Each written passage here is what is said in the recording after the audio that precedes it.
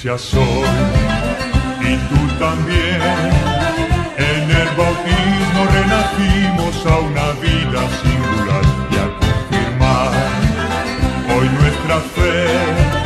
Lo proclamamos compartiendo el mismo pan.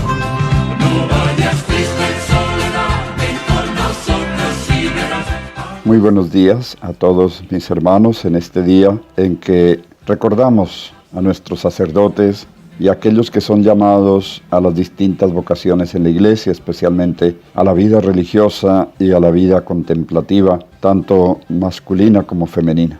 Hoy dedicamos el día jueves, especialmente en las parroquias por la tarde, a la hora santa para pedir por los sacerdotes, para pedir por las vocaciones. Orad al dueño de la mies que envíe obreros a su mies. Le saluda su pastor y amigo José Clavijo Méndez, obispo de Sincelejo, en este su programa Palabras del Pastor, a través de Radio Piragua, la emisora diocesana de Sucre. Vamos entonces a unirnos en oración para pedir al Señor muchas santas y buenas vocaciones.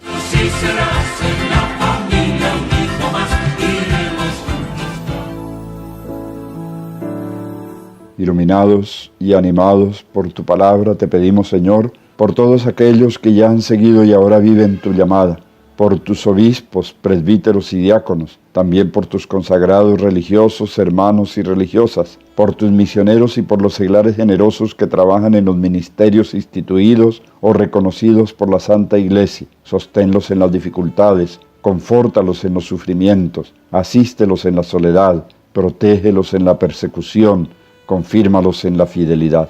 Te pedimos, Señor, por aquellos que están abriendo su alma a la llamada o se preparan ya a seguirla, que tu palabra los ilumine, que tu ejemplo los consuele, que tu gracia los guíe hasta la meta de las sagradas órdenes, de los votos religiosos, del mandato misionero. Que tu palabra, Señor, sea para todos ellos guía y apoyo, para que sepan orientar, aconsejar, sostener a los hermanos con aquella fuerza de convicción y de amor que tú solo puedes comunicar. Amén.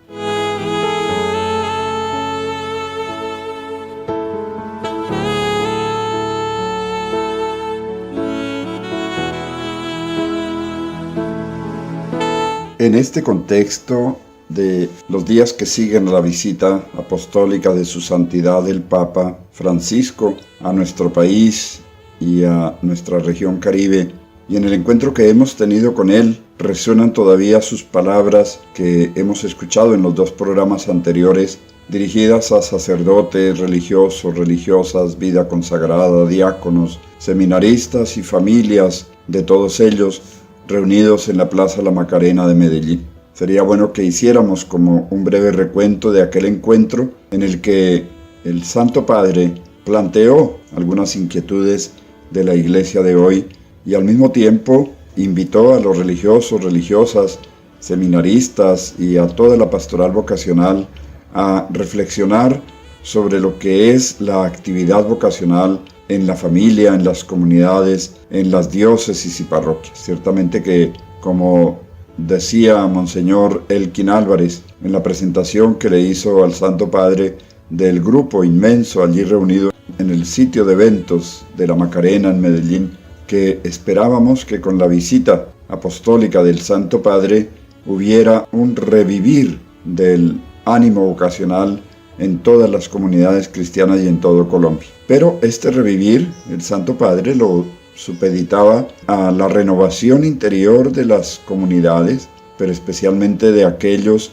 que ya estaban, sea en las diócesis, en las parroquias, los sacerdotes, los diáconos, los mismos seminaristas, el obispo y las instancias de la pastoral vocacional, así como las comunidades religiosas, tanto masculinas como femeninas, y las comunidades de vida contemplativa. Era necesario que hicieran una revisión de lo que están haciendo, lo que están viviendo y de cómo lo están viviendo. Y el Papa proponía algunos cambios necesarios, un revivir el encuentro con Cristo, darle esta centralidad a Cristo, que era lo mismo que decía para toda la Iglesia en el proceso evangelizador que también estamos viendo en los días restantes de nuestro programa por esta su emisora Radio Piragua, la emisora diocesana de Sucre. Una renovación interior que implica el no habituarse a esquemas que de pronto nos parecen normales, pero que no son tan normales, porque a través de esos esquemas se puede meter el mal espíritu, la amenaza a la vida comunitaria, a la vida sacerdotal, a la espiritualidad, al entusiasmo. Si los jóvenes no ven entusiasmo en quienes ya han respondido a la llamada desde hace años, si los ven apegados al dinero, si los ven apegados a esquemas viejos, si los ven que no presentan alegría, sino más bien miedos y temores y angustias, pues es muy posible que los jóvenes no se entusiasmen, así les presentemos maravillas. Muchos vendrán, verán, pero no se quedarán. Todo lo contrario de lo que nos dice el Evangelio de San Juan, que sucedió cuando el Señor mismo llevó a los primeros discípulos que estaban siguiendo a Juan, y sin embargo ellos dejaron a Juan y se quedaron con Jesús porque vieron cómo vivía Jesús. Vamos a escuchar precisamente este texto tomado del Evangelio de San Juan como texto que ilumine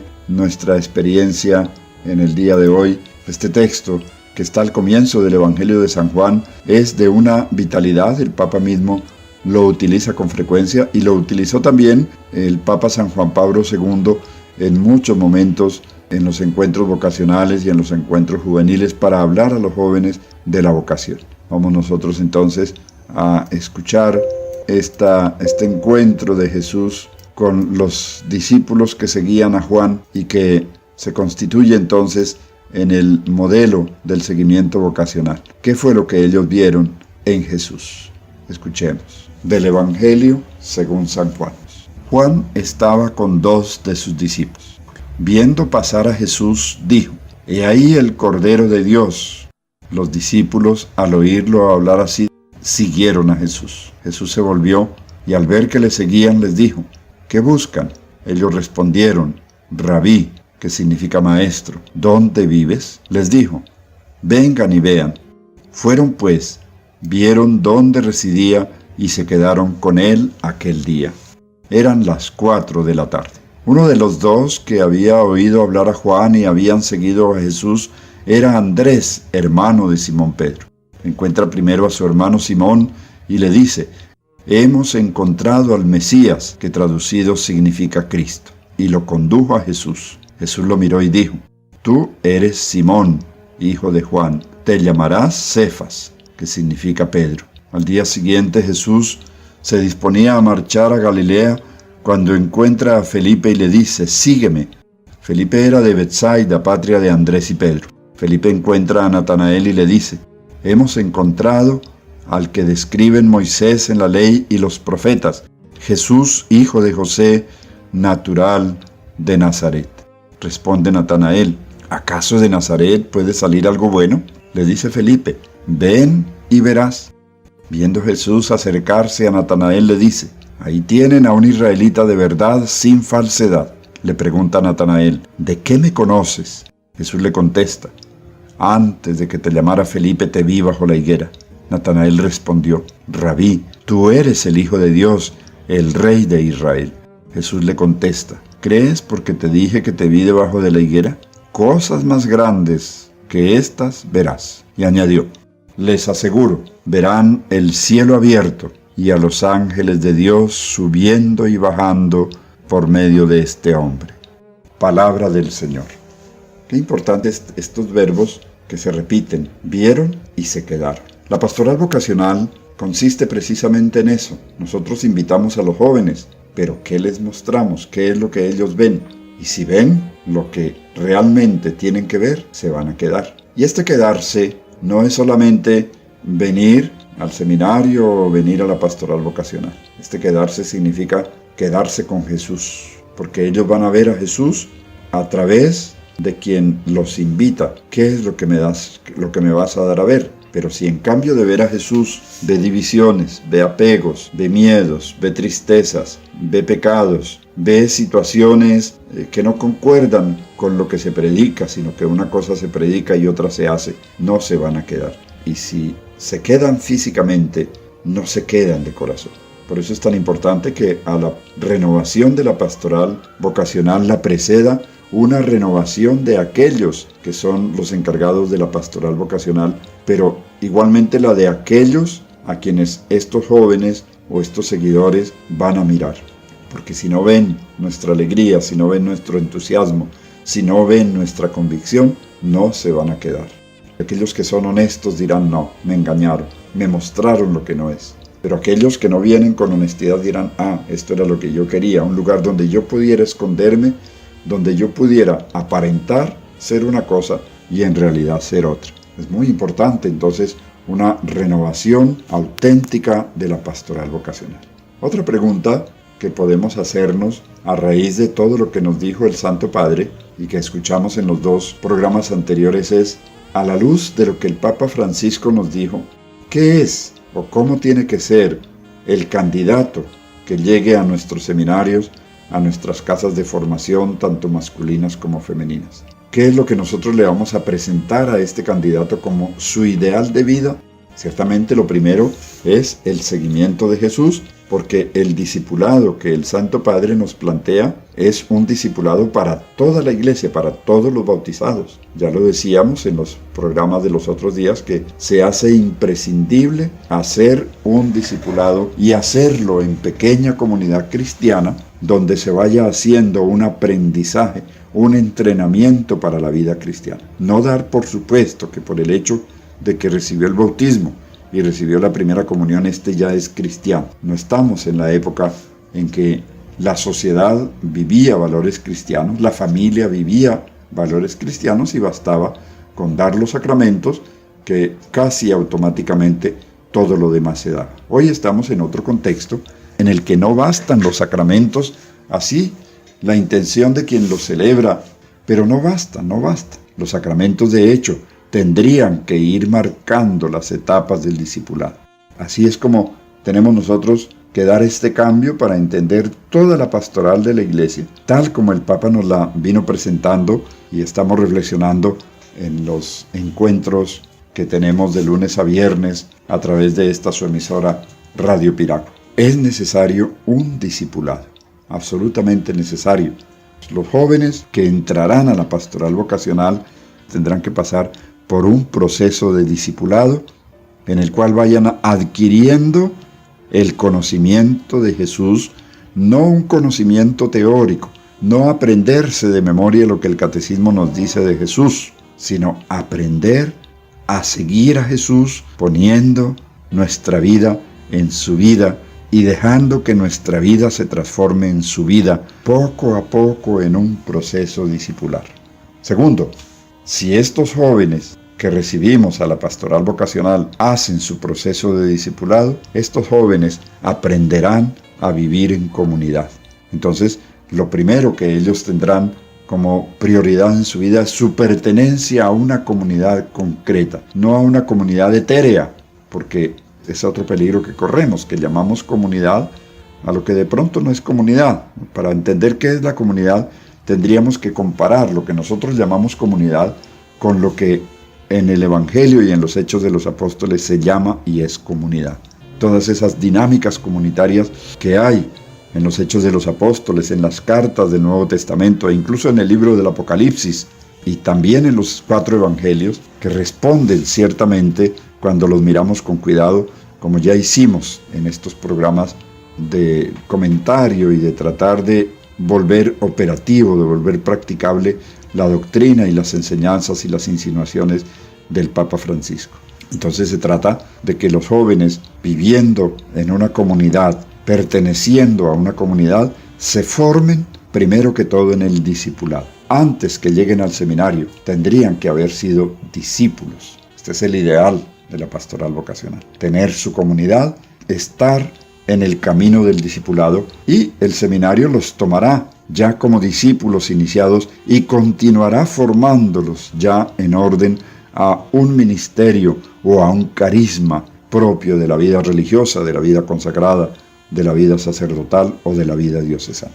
Y tercero, estos jóvenes que entran al seminario o que entran a las casas de formación estarán en condiciones de continuar esas dinámicas comunitarias en las distintas responsabilidades que una vez formados en el seminario vayan a desarrollar tanto en la práctica pastoral, que la tendrán todos los fines de semana en la mayoría de años del seminario, durante las vacaciones dedicarán un tiempo a esta dinámica de pastoral comunitaria, pero luego también porque ellos continuarán perteneciendo, aunque estén en el seminario, a la comunidad y continuarán haciendo en la medida de sus posibilidades el proceso comunitario con una comunidad con la cual se identifican. Pienso que estos son cambios muy profundos que se darán a la pastoral vocacional a partir de todo lo que su santidad el Papa Francisco nos ha indicado.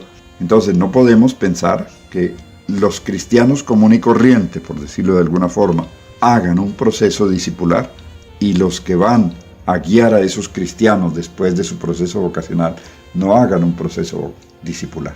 Quienes van a guiar a esos cristianos en los procesos discipulares tienen que ellos mismos haber participado y haber conocido a fondo, no solamente en un estudio teórico, sino en la práctica de su vida, todos los procesos discipulares.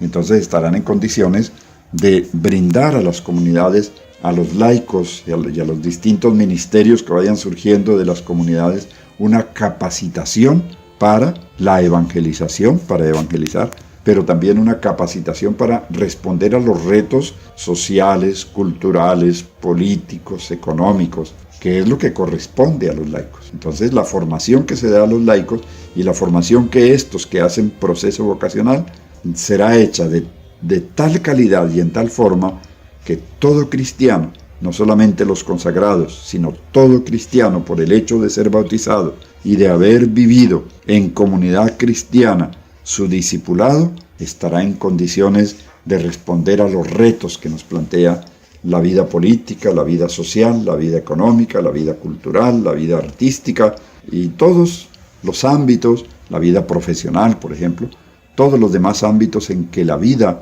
se mueve y que el cristiano, por el hecho de ser discípulo de Cristo, la vive, como ya habíamos dicho, de una manera diferente al resto.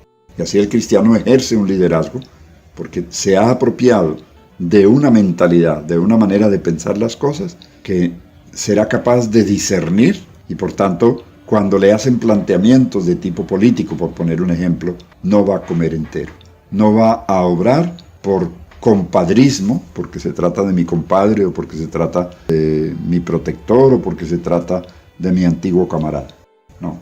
Si esta persona no me da garantías de responder a una política verdadera, de construcción de la comunidad y de interés absoluto en el bien común de la sociedad, así sea mi compadre, así sea mi pariente, así sea mi amigo, no le doy mi voto, no lo apoyo. Si este candidato al Consejo, a la Cámara, al Senado, a la Asamblea, a la Alcaldía o incluso a los puestos públicos, si este candidato apoya formas de pensar contrarias a lo que nos dice el Evangelio, no contará con mi apoyo. Es lo que nos sucede actualmente. Y por eso, como ya decíamos, a pesar de la insistencia de los obispos, de los sacerdotes, en sus declaraciones, pues los católicos comunes y corrientes no respaldan estas declaraciones de los obispos. Los obispos se quedan solos. ¿Por qué? Porque no hay un pueblo formado, un pueblo que ha hecho el discipulado, que responda y que apoye lo que un obispo de pronto en un momento dado dice que está mal. Y entonces por eso se dan estas situaciones tan ambiguas de gente que está en la política o está en determinado campo profesional. Una cosa es en la iglesia, porque sigue viniendo a la iglesia y hasta comulga, pero luego en las decisiones que tome allá en su profesión, allá en su campaña política, allá en el ejercicio de la política o en el ejercicio de los cargos públicos, allá no se comporta como cristiano y le parece normal. Y a los católicos comunes y corrientes les parece normal e incluso alaban. Hay muchos que alaban y dicen, está bien que se aproveche del momento que le tocó allá, siquiera aproveche el papayazo que le dieron. Y después, claro, nos quejamos de la corrupción, nos quejamos de que las cosas andan mal, nos quejamos de que se roban el dinero de la salud, nos quejamos de que se roban el dinero de la educación, nos quejamos de que tienen que poner más impuestos porque lo que se roban en la corrupción no hay manera de reponerlo. Pero ¿quién apoyó a esas personas para que se subieran allá? ¿Y a cambio de qué? No hay entonces un criterio cristiano. La pastoral vocacional tiene que formar sacerdotes, religiosos y religiosas capaces de formar a los laicos, de formar a los católicos en un discernimiento y en una capacidad de dar una respuesta desde Cristo a los retos que se nos plantean en el momento actual, en los campos concretos de la vida del hombre. Es una responsabilidad de los católicos. Entonces, estos son los retos que tienen las nuevas vocaciones que van a surgir. Y cuarto, que también es bueno considerarlo, de todo esto que nos dejó el Santo Padre, estas vocaciones, ¿de dónde surgirán?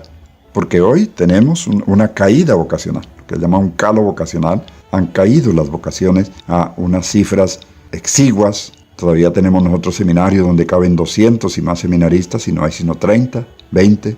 Es el número que se maneja en las diócesis como la nuestra. 20, 15, 18, 12. Que realmente es un número pequeño, un número preocupante, porque debería haber muchos más jóvenes en los seminarios.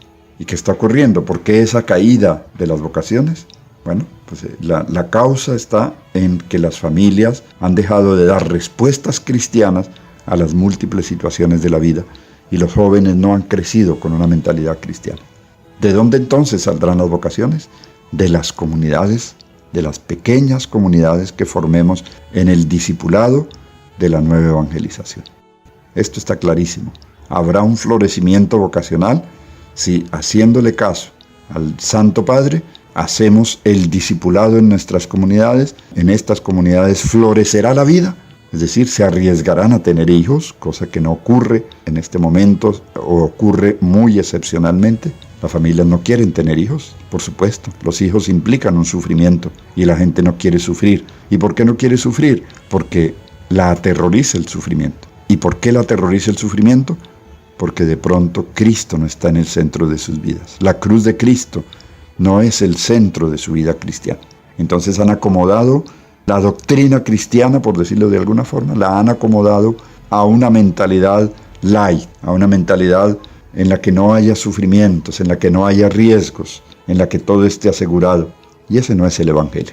Ese no es el Evangelio. Cuando las familias empiecen a vincularse a las comunidades y las comunidades empiecen a transmitir de nuevo el Evangelio a las familias y las familias a los hijos, y la sociedad vuelva a impregnarse de principios y valores cristianos, veremos el resurgir de las vocaciones. Esta es una gran esperanza, y esto que decía Monseñor Elkin al Papa es, desde este punto de vista, cierto y seguro.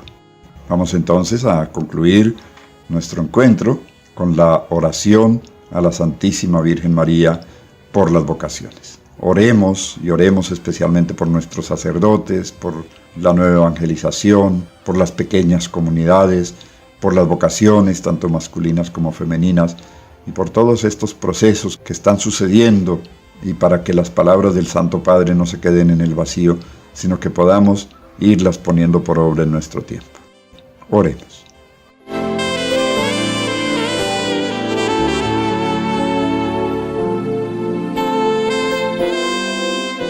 Oh Santa Madre de Dios, Madre de Cristo, que al Mesías sacerdote diste un cuerpo de carne por la unción del Espíritu Santo, para salvar a los pobres y contritos de corazón, custodia en tu seno y en la Iglesia a los sacerdotes, oh Madre del Salvador. Madre de la fe que acompañaste al templo, al Hijo del Hombre en cumplimiento de las promesas hechas a nuestros padres, presenta a Dios Padre para su gloria a los sacerdotes de tu Hijo, oh Arca de la Alianza. Madre de la Iglesia, que con los discípulos en el cenáculo implorabas el Espíritu para el nuevo pueblo y sus pastores, alcanza para el orden de los presbíteros y para las distintas vocaciones en la Iglesia la plenitud de los dones del Espíritu Santo, oh Reina de los Apóstoles.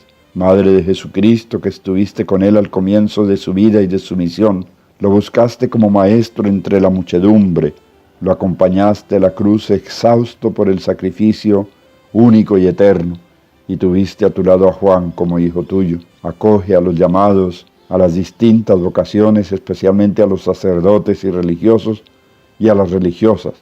Protégelos en su proceso formativo, acompáñalos en su vida y en su ministerio, oh Madre de los sacerdotes y de los religiosos. Amén.